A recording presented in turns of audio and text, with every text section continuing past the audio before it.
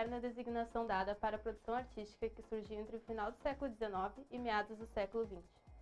Nesta aula, nós vamos aprender sobre 5 movimentos característicos desse período: o expressionismo, futurismo, dadaísmo, cubismo e surrealismo.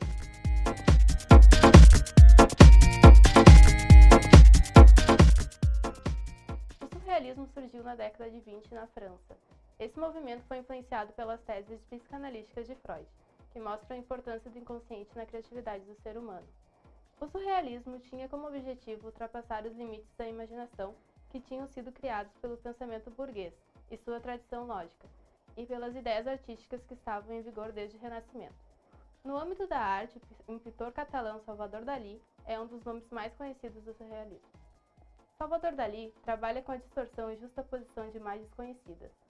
Sua obra mais conhecida nesse estilo é A Persistência da Memória. Nesta obra, aparecem relógios desenhados de tal forma que parecem estar derretendo.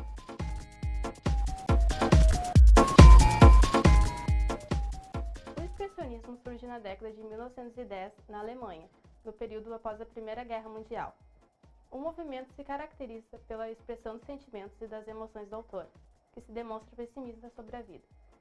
As obras de arte expressionistas mostram o estado psicológico e as denúncias sociais de uma sociedade que se considerava doente e na carência de um mundo melhor. São referências imediatas Van Gogh e Gauguin, tanto pela técnica quanto pela profundidade psicológica. Outro importante pintor expressionista foi o norueguês Edvard Munch, autor da conhecida obra O Grito. Entre suas características podemos citar o distanciamento da figuratividade, o uso de traços e cores fortes, a imitação das artes primitivas, etc.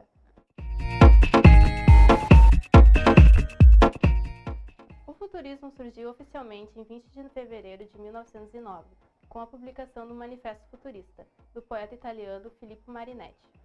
Apresentava um novo tipo de beleza, baseado na velocidade e na elevação da violência. O novo é uma característica tão forte do movimento que esse chegou a defender a destruição de museus e de cidades antigas. Considerava a guerra como uma forma de higienizar o mundo. O futurismo repercutiu principalmente na França e na Itália, onde vários artistas, entre eles Marinetti, se identificaram com o fascismo. A pintura futurista recebeu influência do cubismo e do abstracionismo, mas utilizava-se de cores vivas, contrastes e a sobreposição das imagens com a pretensão de dar a ideia de dinamismo.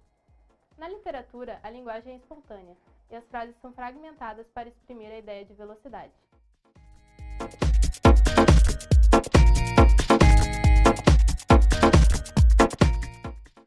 O dadaísmo surgiu em Zurique, Suíça, em 1916. O nome veio do francês, em que dada significa cavalo de madeira, marcando a falta de sentido que a linguagem pode ter, como por exemplo quando um bebê fala. Um dos principais autores e também fundador do dadaísmo é Tristan Tzara.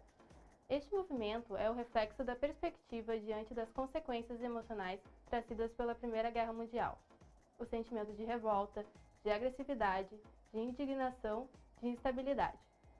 Isto confere ao dadaísmo a particularidade de não ser um movimento de rebeldia contra uma escola anterior, mas de questionar o conceito de arte antes da Primeira Grande Guerra. Trata-se, portanto, de um movimento antipoético, antiartístico, antiliterário, visto que questiona até a existência da arte, da poesia e da literatura.